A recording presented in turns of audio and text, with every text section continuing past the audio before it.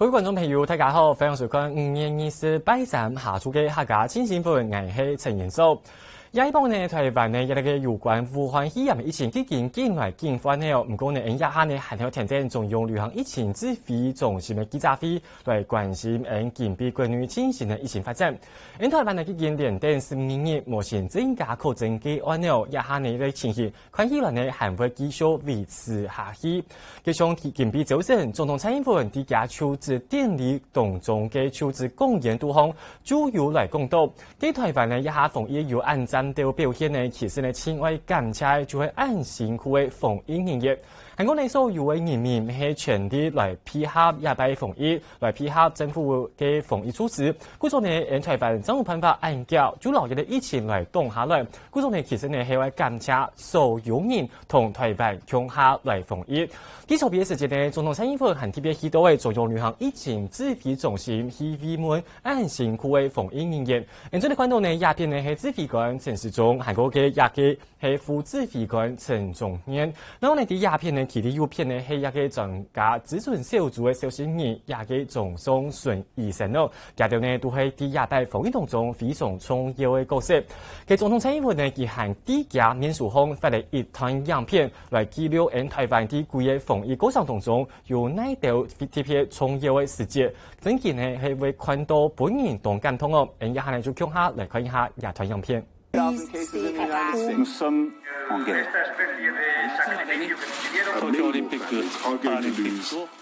界安靜了許多，時間和病毒對每個人而言都是公平的，但面對的方法可以不同。我是疾病管制署檢疫人員。中國大陸武漢地區發生肺炎疫情，且目前是肺炎、流感好發的季節。為了關心您的健康，依據傳染病。悲傷的過去，讓我們確實打好基礎。所以呢，一個影片現場看到一般，唔過呢，一個中央流行疫情指揮中心嘅記者會，等等就要來開始嘅。嚟看一下一下現場情形。親自主持。那我們的副指揮官在指揮官的左側，好，那我們的專家諮詢小組的召集人張尚存張副校長，好，在右側。那另外出席的是我們好社區防治組的莊仁祥莊副組長兼發言人。現在就請指揮官跟大家說明一下，那我們這一天來的一個工作的一個情形。好，各位記者、女士、先生們，大家好，大家午安。那我們今天仍然沒有新增的病例。好，那累計402人解除隔離。好，那也是我們現在是連續13天，都是沒有病例。那連續第38天沒有本土的病例。那看到前面玉荷包那就代表會有很多零了哈。現在代表都很多零，希望能夠繼續持續。然後第二個大家進來也看到，大家都有還有一些。報道在就是說，是不是我們在這個數目就相對的台灣是不是有檢驗不足的問題所以我們特別也摘取了一篇，大概是牛津大學做的一個報告。大致上它的概念來看，就是說那每一個確診的案例，我們到底檢驗了多少人用這樣來看，就是說檢驗的量能到底足不足。那約略上我們大概在91國裡面，我們大概第六位還是第7位。好，那比較大家常提到的大致上來看就好。那大概比較常見，這裡面大概比較重要的，就前面還有一個是越南越南。那就像紐西蘭，他們大概每檢查203個那就檢驗出一個確診的案例。那台灣我們是158個，好，那澳洲了是我們是153個，好，那大家常提到說檢驗非常非常多的，像南韓他們是69，檢驗出一個，好，那近來有人在提到說像德國要做一個很大規模的篩檢，其實他們也是18.6人才檢出一個人。所以相對來講，就是我們來講，台灣的檢驗並不算少，好，以我们的确诊的案例来相做比较。好，如果我们检验的更多，好，其实这个比例只是又更低而已，因为我们是针对高风险的，好来做这样的检验。从这个表大家可以了解，就是说事实上我们是对于高风险的，哈，就基本上，好，我们的检验的量能是很足的，哈。那所以我们在相对来讲，我们是每检验158人会有一个确诊的案例，好，那跟其他国家来比，好，那事实上是算是检验并不算少。好，那前2天也大家看看，就是说近来在我们的增列跟扩大的急难的纾困，也大家看看哈。那我们大概定期来讲说，我定期会稍微公布一下，让大家了解各地方来做的一个情况。好，那我们可以看到，从第一栏里面就核定的案件数跟受理的案件数，换句话说，这个比例我们来看，就是说，收到多少案件，审完了多少案件的一个比例，代表我们在执行在审查上面的一个效率。那这里面效率大概最高的仍然跟上次一样是新竹市，现在又速度又变快了，达到69%。那第2名的是桃园市，也达到65%。那第3名是台南市，达到46%，将近47%。好，那然后新北市是第4，是46.8%，也将近47%。好，那台中是第6，第5名是连江县，40%，台中市是38%。好，那台北市是32%。好，这大致上大家收到一定的案件，那然后他审查核定完毕的，这样的一个比例。好，那受理的，若以件数来看，那当然都是6都都是最多，因为6都的人口都是最多。那我们最后看看，就是说核定的案件数跟它的一个总户数，因为跟每一个县市的规模是有差别，所以基本上我们用核定的件数来看总户数的比较，那这里面大概，这是总户数的比最好是桃园，然后第2个是连江，第3个是台南，那第4个是新竹市。那第5是台北新北市，那第6是台中市，第7是屏东县，第8是嘉义市。那进来在一开始之后审查上面，大概不管是在接受案件或者在核定上面，前段大家在我想说是一个纾困之苦那进来速度也慢慢的在增快中，那我相信会越来越顺利。好，那我们今天跟大家，还有一个，那 WHA 昨天就闭幕了然后双方就台湾这边我们也发了一个 statement， 跟美国也发了一个 statement 那在美国截取2段他当然发了一篇比较相对一个长的一个 statement。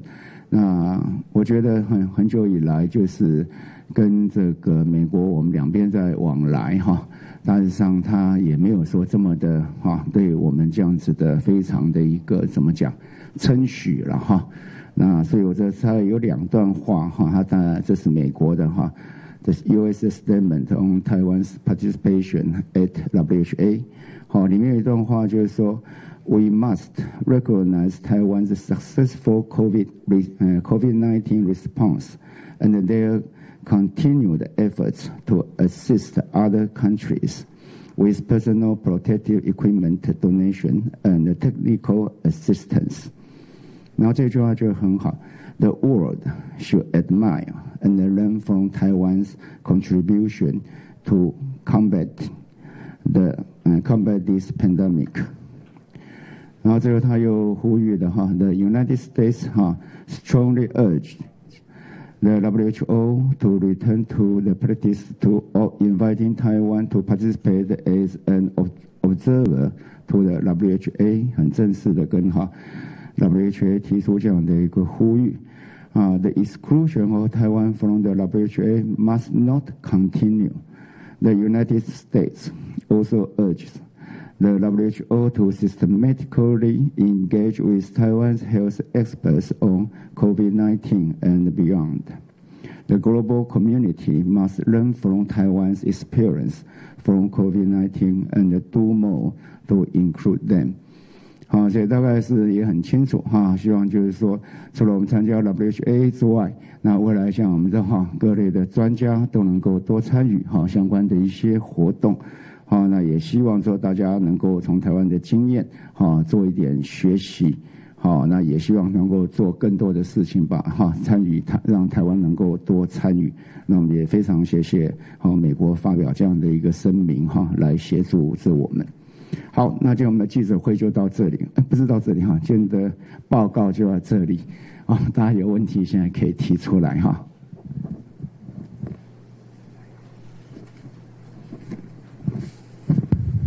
指挥官好，想要请教一下，就是有关纾困的问题，就是最近大家都在申请这个纾困的这个补助金，那南部就是有一名男子，他是名下有数笔土地，合计大概4000多万元，但是他因为没有存款，所以也是照样去申请这个纾困补助。那想要问一下说，指挥官这个有没有抵触这个纾困的它的最初的原则？那您又是怎么看这件事情？谢谢。在纾困上面我们大概一个共识就是说，如果是有房子的话，那当然有自住的房子就不算。那土地的方面，如果有很多的土地，但是它事实上是没有办法产生它的收益。如果能够产生收益，那当然就不行。如果不能够产生收益，然后对于他的收入的情况是不是已经达到对他就这一段时间已达到，就是说生活发生困难。那因为我们这是纾困嘛，我们不是在定这个低收入户或是中低收入户。如果那个中低收入那个大概都不行。但是我们是在说这一段时间你的收入突然减少到你难以生活，所以他存款如果几乎是没有，那再加上说他的收入也减下来，减下很多，难以生活化，那我想我们应该是会认定的了。那这部分的话要怎么去防止呢？就是避免有这类的民众来申请。没有，我刚才就是说，我们只要认定他实质的收入，跟他的存款，都确实没有达到这样的标准，而且土地也是完全没有办法达成收益的效果，那这情况我们是会认定他可以申请的。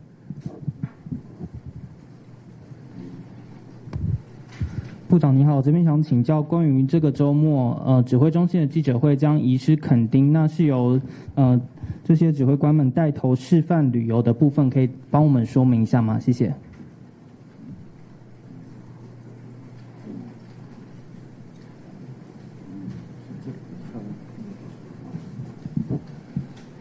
是要说明什么？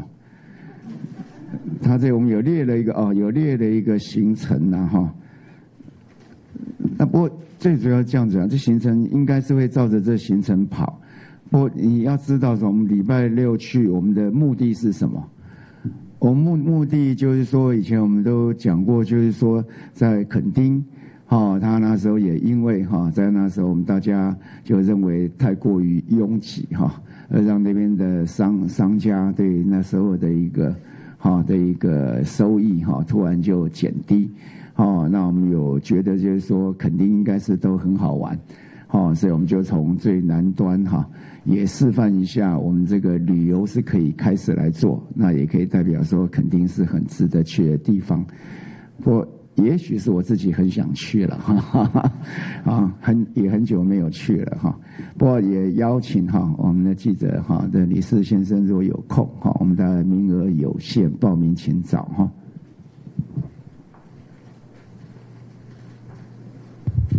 指挥官好，公共电视提问，请教一下，交通部原本打算6月1号双铁希望能够开放饮食，端午节连假的时候希望能够取消站票还有梅花座，甚至饮食的部分也希望能够解禁，甚至取消戴口罩、量体温等措施。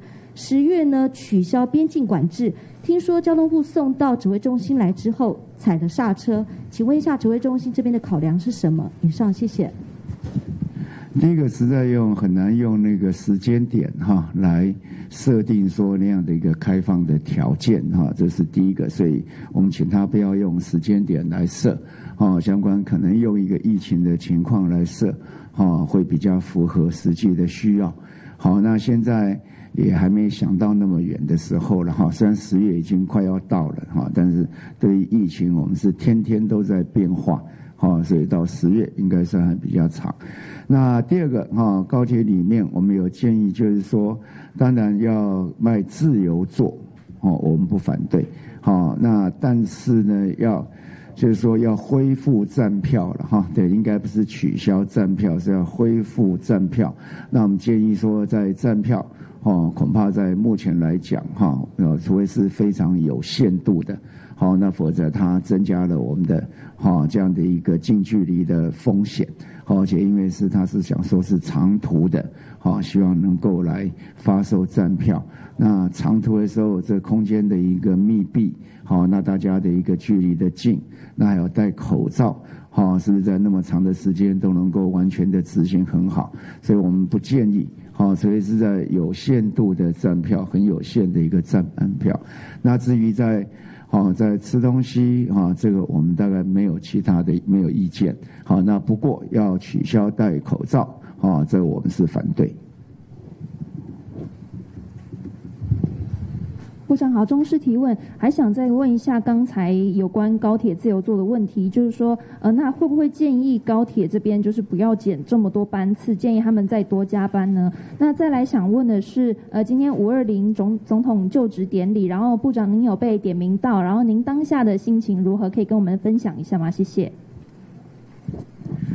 就说要多少班次那这当然是一个高铁在营运上的一个考虑但是要卖自由座，那取消这梅花座在适当有这样子一个戴口罩的情况下，我们是不反对的。那被点名到，大概就是因为我们现在还是要靠我们大概指挥中心还有我们 CDC 所有的同仁还有各部会的同仁大家的努力那我们在防疫上面在目前让世界看得到那我只是一个代表那我想大家都很高兴。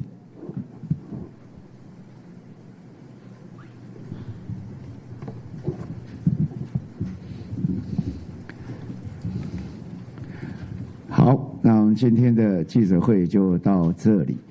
那这玉荷包是要留在这边给大家吃吗？想这么久才要问，来，请。没有，想请教一下，因为这个英国他们这边有说，9月的时候，如果牛津大学的研究新冠肺炎疫苗，如果临床试验成功的话，最快9月就可以有半数的国民施打。想请问一下，台湾有向国外购买疫苗的计划吗？以及目前台湾疫苗的进度如何？谢谢。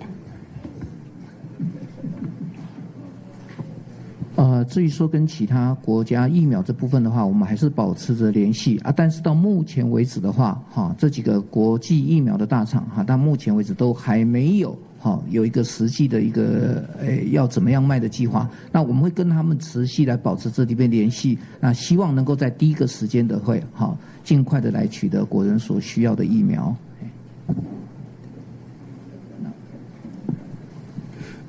国内也有几家疫苗制造厂家，那昨天指挥官也有说，我们也有去参访过。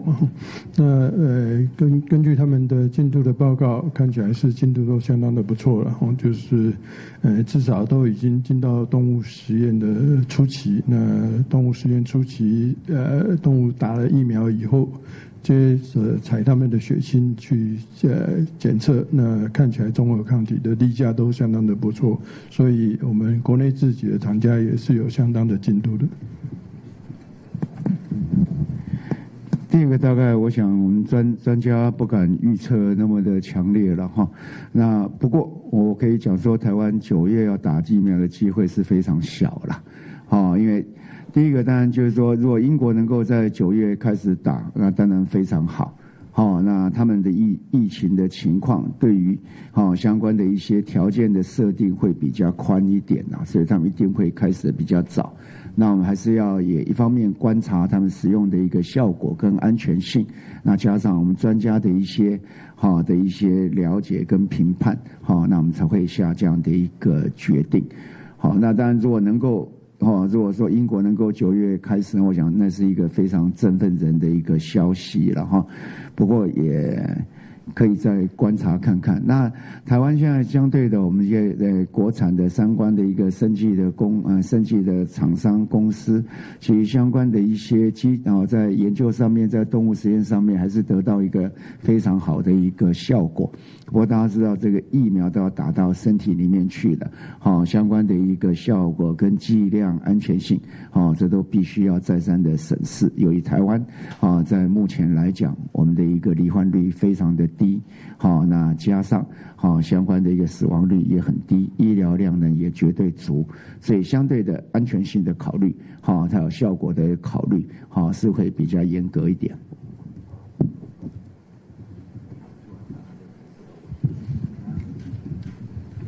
指挥官好，想请教就是我们那个台北车站的大厅，因为我们礼拜六的时候会有一些民众想要去就是示威，就是想说想要开放，就是可以让大家席地而坐这个部分啦。那想要请问一下，就是我们指挥中心这边有建议他们可以开放吗？那有没有一些相关的做法？比方说规划一些座位给民众坐，或者是说有一些时间的限制等等。以上，谢谢。对，那个每一个单位它的一个业管的一个权责在。那在指挥中心，我们就已经讲过，就是说能够例行防疫新生活，那相关的就属于各个主管单位的一个权责在。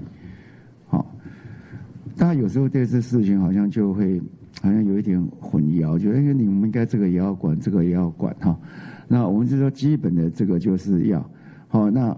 我刚才突然想一个例子，大家可以想想看，就是每一个地方都有一个就是说防疫新生活是我们要求的，所以这个戴口罩、保持着安全距离、勤洗手，那有病或生病的时候就尽量少上班，少到人口多的地方。那就好像人家问我说，那小偷如果例行防疫新生活，是不是就可以偷东西了？不行，这警察仍然会管嘛。所以每一个单位有每一个业管我们业管就是说大家都要做这个，那但是其他的单位应该要做一个管理的事情，那它权责是有分的并不是如果这样子的话，那我们就是全部都去管，也不是因为这样我们都全部都不去管，我们是在这个范围大家把自己的健康例行好来，那每一个单位根据它的权责那去做相关的规划，那这样才不会乱了我们的步调。不好意思，想补问一下有关于刚刚那个双铁适时的有限度的开放那个站票的部分，那指挥中心会不会给一些建议，比如说是开放多少比例的站票可以比较适合？谢谢。在昨天会议里面我们是对于就是说卖站票表达我们的一个关心跟疑虑了那我们就是说是有限度的，其实我们是不太赞成啦。那如果就是说就是非常的实在是要返乡的人非常多，造成非常困扰，那我们建议最多也只是做一个有限度的开放就好。那讲有限度的开放的意思就是反对嘛要想呢实在要尊重他们的必要性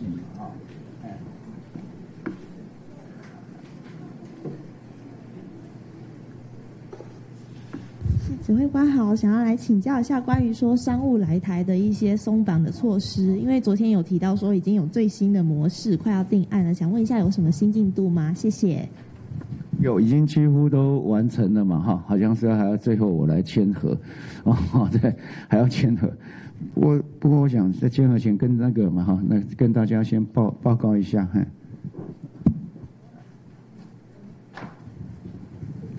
目前大概我再讲一下方向啊，就是说会区分成这个就是属于进来可能是不是属于比较风险比较高或比较低的国家。那比如说比较低的国家，像纽西兰的话，那有可能是我们先请他入境后，那居家检疫第5天，那就可以自费检验这个武汉肺炎。那阴性之后，那就可以做自主健康管理，到入境的21天，做自主健康管理。那我们会用一些简讯啊，或是我们的那个一指神功的这个来做每日回报他的健康的一个状况哈。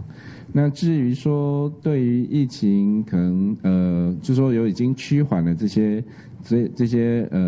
国家的部分，就是它疫情比刚刚讲的那个会比较高一点，这些国家我们进来之后，那可能会把刚刚的5天变成说它必须要居家检疫10天了哈。那大概改变这个时间去做这个要先居家检疫10天之后才能做检验啊。那检验阴性之后，那就可以再做自主健康管理到入境之后的第21天。那也是利用刚刚讲的这个简讯或是这个一指神功的这个9 check bar 的这个部分来做回报啊。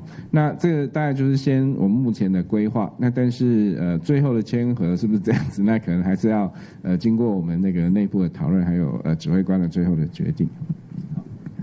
那基本上我想大概这个方向了哈，大概就讲就是长期如果你需要哈，你要去居家检疫14天，那就跟着我们居家检疫14天的规定来走。那你有特殊的需要在做短期的停留，我们大概可能就分做一个就是极低风险跟低风险。那高风险我们现在是不考量。好，那在这样的情况下，那如果是极低风险的话，我们先从5天先居家检疫5天，然后做检验。好，那然后每隔2天到3天做阶段性的检验，那并加上自主健康管理。好，那如果是稍高就是说比较不是极低风险的，那我们就至少要居家检疫10天，然后开始做相关的检疫。好，那以这样子的方向来做规划。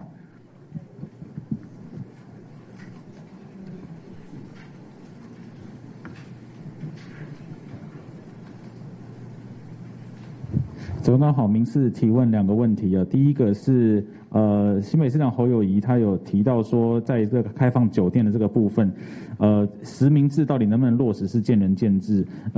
很难保持社交距离的酒家和舞厅是比较这个务实一点，它就是比较有困难的这个部分。现在双北都说在酒店舞厅保持社交距离好像都有困难，那想请指挥中心怎么看？然后第2个问题想请教，今天送的荔枝是指挥中心特地准备的吗？还是它也是其他的地方来的？谢谢。这是应该是大树乡大树区大树高雄了他们那边的农会他们这个应该是很好吃了卖相也很好。好，那至于就是说，我已经讲过，就是说社交距离或这个我们是不会放的社交距离或戴口罩，或者用梅花座，或者用隔板。那这是我们要求的一个个人的防护。那如果能够做适当的管理，那地方有需要那就开如果没有办法或觉得做不到，那就不要开。大致上我们的一个原则是这样子。那我倒觉得昨天北市他们有公布了一个基本的一个原则，他要把它上传 APP， 那也保护了各资。那应该在这样的一个10连制上面应该会有效果。那新北市也许他们考量的更多一点，那也不一定。不过我们的原则就是大概就是个人健康的防线跟这样的社交的一个距离一定要做出来，那否则就要戴口罩。那能够保持我们在疫调的时候能够快速的联络得到，快速的匡列。那生病的时候不要进出这种公共场合，如果做得到就可以了。部长好，公共电视再追问一下部长，你刚刚提到说商务人士来台会区分为极低风险跟低风险的国家，那请教一下，极低风险大概可以举例是哪些国家吗？低风险又是哪些国家吗？以上，谢谢。我们大概就是会现在大概是可能用7天它一个7天之内它的一个确诊病例数的比例。那大致上是跟我们差不多的。或者比我们稍高一些的，我们就认为它风险是相对的低。那在一个合理的范围，那逐渐的看起来它的一个确诊数也在减低的，那我们认为它风险也相对的低。那当然这都需要经过我们的医疗的专家做相关的一些评比跟分类。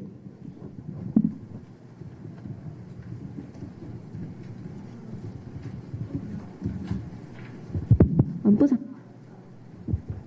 总统蔡英文今天在就职演说里面有肯定台湾的防疫作为，但是总统都整个演说下来都没有提到武汉肺炎4个字，想请问部长有没有什么看法？总统没有提到，因为他不是防疫的专家，所以他不会特别提到相关个别疾病的名称。这是很自然的啊。第二个，他有提到新冠肺炎。是有提到新冠肺炎吗？对，是都没有嘛。以总统的高度他对于个别疾病，他对于国人的健康是关心的。那在这个名词个别的病毒，在就职演说上没有提到，这也是很自然的。指挥官好，2个问题提问。第一个问题，像刚刚提到说，商务人士来台所谓的低风险跟极低风险国家，目前我们把港澳的部分是有没有归为为这2个国家，还是说这个港澳目前我们还有没有一些新的措施？另外，关于那个磐石舰抗体的部分，好像是说这2天会公布嘛？我想说，想请问一下，说最快大概公布的时间点在哪里？谢谢。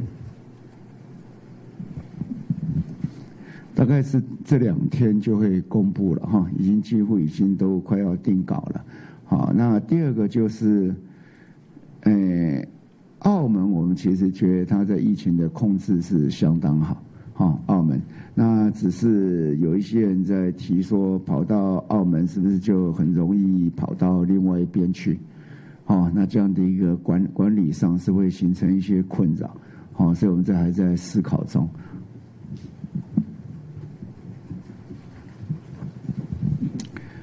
好，那我们今天记者会就到这里非常谢谢大家。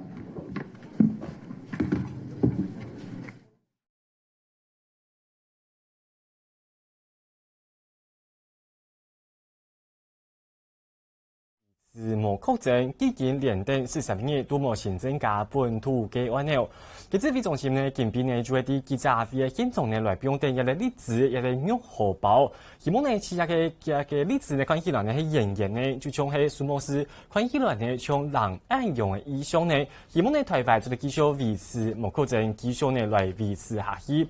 好，过年近边呢，就一下为止，台湾的确诊的人数係总共来到嘅442，韩国的死亡人数係73人，另外呢，啲解除隔離嘅人数部分已經超過嘅430人，來到嘅423人。用看起來呢，也限啲隔離當中民眾相傳到383人，佢看起來呢，佢有可能呢國家一部嘅，假設呢台灣以前限定今日見半天，有可能呢會做到，因為所有民眾都解除隔離用情形。真係係非常難得的成績咯。那我哋認真講一下呢，其實關於疫情期間漸漸嘅有加分呢，指揮中心見同大家呼籲就係一個防疫新生活的運動。可能呢一下呢有當多民眾呢都認為講一下台灣基建連登今年都冇確診呢，嗰種呢防疫措施就冇像先前按從要按比較嘅。如果你指揮中心係呢用一個較強鬆嘅方式呢，同大家來提醒，就講防疫措施還係為做好來哦，像係當局呢就同大家來講到。假使呢係連登2日都冇確診，大家呢還係會用查股卡接色素來保持衛生哦。都會提醒你冇確診，大家呢就嚟健康個位還係會來色素，都會就算來到第12日冇確診，大家呢無論做乜嘅發通，還係會跳舞，還係會乜嘅，你係會記得會卡接色素。就希望呢大家呢會繼續保持一條防疫嘅習慣呢，好好呢留一個疫情呢控制下來。我刚刚呢同大家呢就讲到啲早晨呢，总统蔡英文啲求职典礼当中呢，就特别呢来点名感谢一位防疫国家主要。香港的总统蔡英文今日为感谢所有的人民哦，佢就特别讲到一点，其实呢一开始台湾啲防疫的时节，有同多民众呢夹到呢系。国家建议呢，就係去一條要求去買這嘅咩，其實呢都唔呢篇，無論係北方、落雨，也係天時東韓都限係愛去記錄向擺啲嘅來買用。然後呢，沒有動作民眾係配合自家隔離、自家檢疫嘅民眾，而家呢，大家所有民眾呢都係愛定生活向都唔呢篇，因台灣呢真有辦法來做到一個防疫非常大型嘅成就。故此呢，總統蔡英文佢籌備呢，每啲面書上發嚟一段影片。来記錄因台灣的防疫亞期間重要嘅做到重要嘅案度乜嘅，三輪嚟看下這個來看亞團影片。客家新新聞，客家 live， 本唔清醒嘅疫情之心。我係陳延洲，我係許麗婷。當日早晨對報紙條版來關心國內外有哪條重要消息。下晝2點開記者會，隨時同樣路況來關心疫情嘅情形發展。請收聽客家電視 YouTube、網站、Facebook 和 Telegram， 隨時掌握客家新新聞。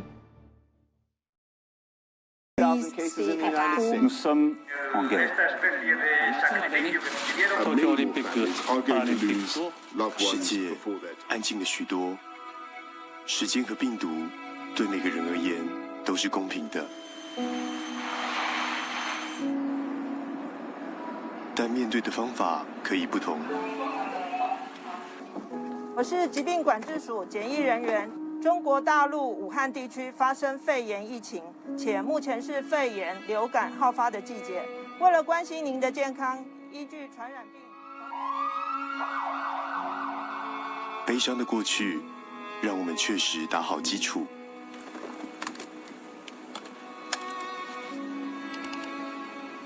重新认识自己的渺小，使我们看得更远。手指交错，搓一搓。在有限资源里，不停寻找平衡。Pakai masker di ruang tertutup ya, Mbak. 人多的地方我们尽量少去。Kurangi ke tempat yang 我每天都会定期更新，把最新最完整的资料跟各位来做报告。还是一个确诊的个案。比起欺骗自己，诚实的人更勇敢。要等你回来吃吗？没有啦，你们先吃吧。限制出口，国人要用口罩，有口罩足够，自救才能救人。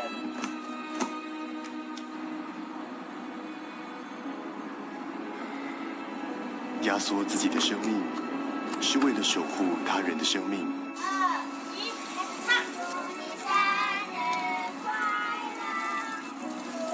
在自由里拿捏距离，在自律中表现尊重。谢谢。制定最低限度的规则，来确保正常运作，公平守护你我。找个朋友不行吗？再有朋友就不要见面。规律的节奏里，藏着使命的心跳节拍。因为在乎彼此，才用责任隐藏自己的面孔。新的外表使我们更一致，更容易体察你的善意。每一句祝你平安健康的背后，总有太多人日以继夜的付出，太多人的守候。在不曾被看见的地方，默默地尽一份力，然后一起面对恐惧。又再拿出更多勇气，把大家的本领凝聚在一起，把没人做过的事变成可能。想方设法，再怎么艰辛，也要把你接回家。赤裸展现弱小，坦然接受帮助，再尽可能去帮助别人。摒弃成见。合作朝正确的方向前进，戴上荣耀的妆容，站上前线，毫不犹豫。不不论你身在何处，总能把心意送到。多一些忍耐，就多一份温暖。一边挑战，一边改进，才会期待明天。回到家里，被关爱包覆，坚定下次出发的脚步。疫情再次诠释了距离，虽然身体远了，心却更靠近。追求健康的路上，没有人应该被落下。觉得自己孤立无援的时候，更能听见你无声的加油。团结是守护世界的唯一方法。强化台美咨商与合作的机制。我们愿意在口罩、药物、技术这3项的项目，对国际社会提供协助。我们将捐赠1000万片的口罩，支援疫情严重的国家的医疗人员。But we're going to follow pretty closely the Taiwanese model. There are countries like Taiwan who are exemplary. Taiwan. Corona Krise besonders bewiesen. Taiwan. Taiwan's role as an observer in World Health Assembly meetings is in the best interest of the international. In 2003, Taiwan faced SARS alone. This time, Taiwan chooses to stand with the world in the face of coronavirus pandemic. No one can isolate a friend who truly wants to help. As we seek to achieve health for all, Taiwan can help, and Taiwan is helping. 那个样片呢，喺筹备呢，总统蔡英文发第加面数红一团样片，长度呢就短短的5分钟听听，看到呢係真見嘅本人知道講動感通哦。研究為提供其實呢台灣亞拜防疫案成功，其實呢有動到嘅幕後嘅影響哦。仲係呢天數生產最尾嘅一個規矩呢阿邊個，係講呢尤其仲係來在一條運送一條最尾，仲係。嚟到貨運嘅時機啊，係個要從送先嚟嘅，然後呢未係全面按配合來同台灣共下來防疫，因台灣呢種辦法按樣嘅老虎歡喜人一起動下來。喺左邊呢，總統蔡英文去到嘅指揮中心視察嘅時節，因看到鴉片呢就係陳時中亞辦公室嘅後背呢就不用等一檔嘅按用嘅民眾。嘅總統蔡英文呢，佢看到時節就有條觸鏡哦，就問講陳時中講，你當面就隨啲鴉片哦。嘅陳時中呢，佢就同一個總統蔡英文來講到，其實呢，先主要呢係啲公營嘅公司，因台灣疫情較嚴重，政府呢要對一個武漢肺炎較唔了解時節，嗰種呢較無限，佢就有可能會隨啲假辦公室，佢就有人們講佢。嘅陳時中啊，佢當然按用為當開幕，嘅陳時中呢就同大家講，其實一下就遇到一啲問題，人就要勇敢攞佢開起來，好好攞問題按用結結，真係負責任嘅。嗰種呢，台灣呢一下呢大家成分呢做得自由嘅起碼東西出去留了，真見呢為非常感謝按到按辛苦嘅防疫人員。好嘅，現狀呢將件比同大家整理有關疫情嘅新聞重點，都會提供早晨9點半時節，想詳細朋友繼續來收聽，我哋客家新新聞同大家帶來有關疫情嘅最新消息。客家新新聞，客家 Live。客家新新聞，客家 Live。本唔清醒嘅疫情資訊。我係陳延洲，我係邱麗玲。當日早晨對報紙條版來關心國內外有哪條重要消息。下晝2點要開記者會，隨時同樣路況來關心疫情嘅前情發展。請收聽客家電視 YouTube、網站、Facebook 和 Telegram，隨時掌握客家新新聞。